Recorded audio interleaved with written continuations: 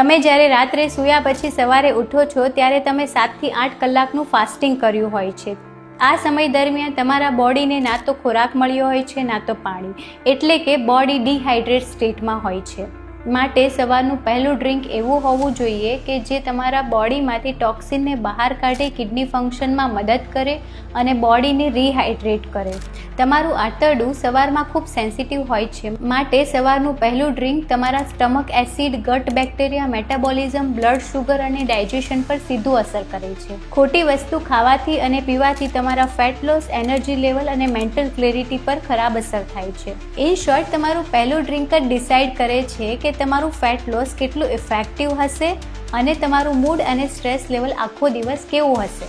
તો first drink કેવું હશે એ જાણવા માટે કમેન્ટ કરો ડ્રિંક, અને હું તમને DMમાં મોકલી આપીશ. નાનો ફેરફાર મોટો ફાયદો. ફિટ અને એનર્જેટિક દિવસ માટે ફિઝિયોફિટને ફોલો કરો.